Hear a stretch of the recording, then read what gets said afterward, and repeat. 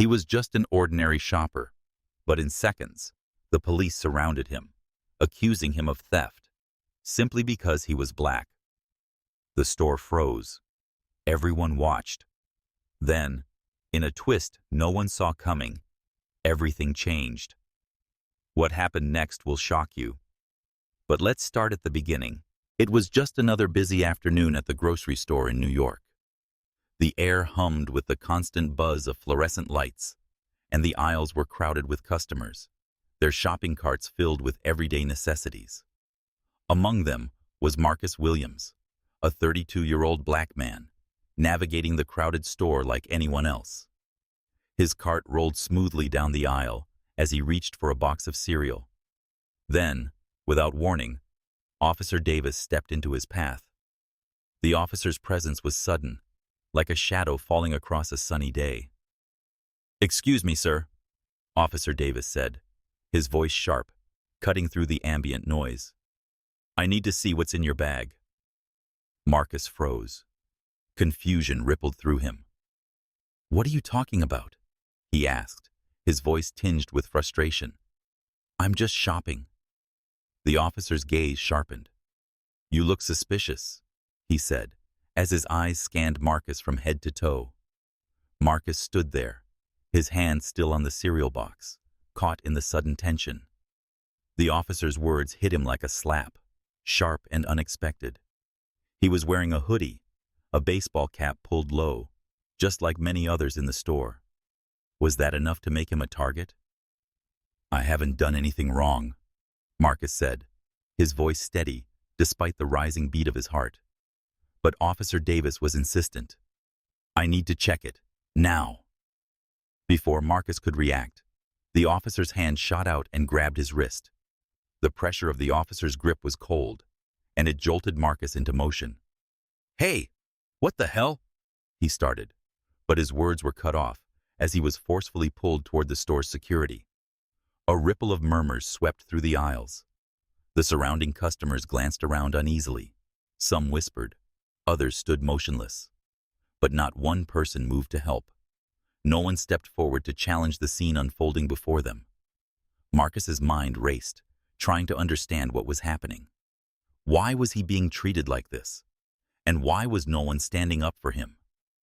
The weight of the moment pressed down on him as the officer dragged him forward, his every step echoing the silence of the crowd. As Marcus was escorted toward the back of the store, the weight of the situation began to settle in. He could feel the stares of the growing crowd around him, eyes that were filled with judgment, some with pity, others with curiosity. It was as though he were on display, his every movement scrutinized by strangers who said nothing, but made their opinions known with every glance. The silence was deafening, an oppressive presence that wrapped around him like a shroud. The fluorescent lights overhead flickered intermittently, casting harsh, uneven shadows that only seemed to highlight his discomfort. Marcus's heart pounded in his chest as the officer pulled him along, the cold grip on his wrist unyielding.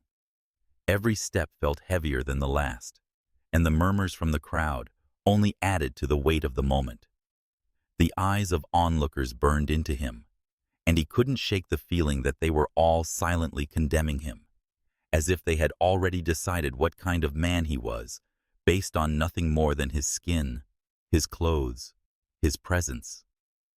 "You're not allowed to just accuse people like this," Marcus said, his voice trembling with indignation, frustration bubbling to the surface.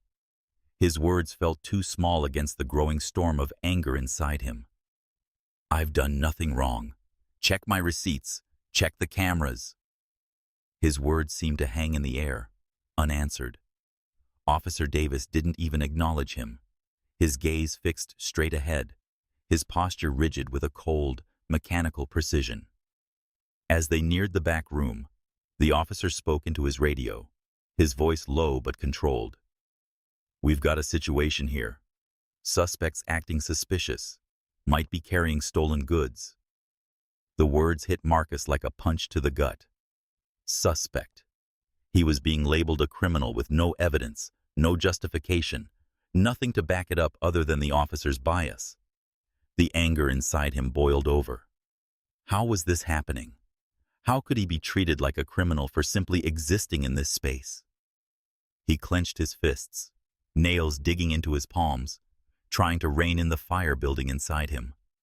And then, through the thick tension, a voice cut through the silence. "That's not right, officer!" The words rang out sharply, a woman's voice from somewhere in the crowd. Her eyes were locked on Officer Davis, a defiant glare that held no fear. As Officer Davis dragged Marcus toward the back room, a new figure emerged from the crowd, a middle-aged white man dressed in the store's uniform. His name was Jack, the store manager. His expression was tight, unreadable, but his posture radiated authority. Without hesitation, he stepped directly between Marcus and the officer, his body blocking their path. "What's going on here?" Jack demanded, his voice firm but tinged with uncertainty as his gaze flicked back and forth between Marcus and the officer. He could sense the tension, the unspoken accusation hanging in the air like a thick fog. Officer Davis, unfazed, maintained his rigid stance. His voice remained as cold and controlled as before. "This man is acting suspicious. I need to search him." His eyes never wavered from Marcus, his suspicion clear. But Jack was not one to let such a claim go unchecked. The manager turned his head briefly to take in Marcus, whose frustration was written all over his face. He then refocused on the officer, his expression hardening. "Let me check the cameras, officer. We don't need to jump to conclusions." His tone carried an edge of caution, as if he were already sensing the possibility of an error. Marcus stood there, seething, his entire body tight with anger and humiliation. He clenched his fists by his sides, fighting the urge to lash out. Time seemed to stretch painfully in the quiet, his eyes fixed on the floor as the manager pulled out his phone and began tapping furiously on the screen. Each second felt like an eternity, the weight of the crowd's eyes still heavy on him. Finally, after what felt like an eternity, Jack turned back to face them, his face pale. The words he spoke cut through the tension like a knife. "Officer, we've got a mistake. This man just came in to buy some groceries. There's no evidence of any theft." Marcus felt a rush of conflicting emotions, relief mixed with a deep, simmering anger. The officer's face flushed crimson, his eyes flicking between the manager and Marcus.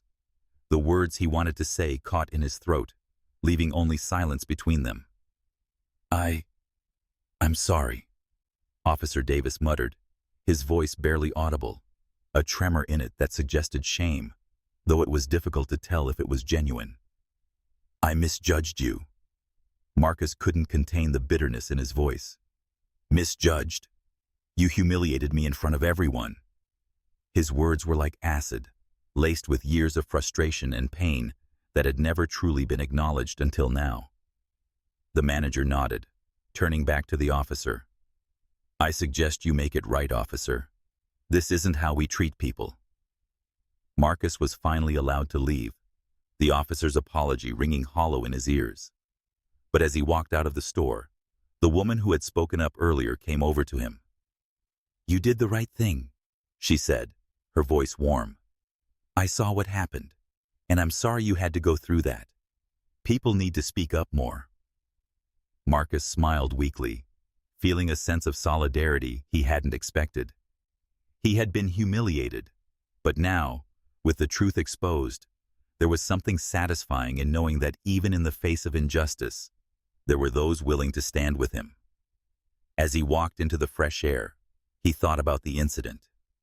It wasn't just about the apology from the officer. It was about the lesson that had been learned. No one was going to be judged based on their skin color, not in his world. Marcus felt his anger slowly drain away, replaced by a quiet sense of dignity. Today, justice had been restored. Not perfectly, but enough to keep his faith in people intact.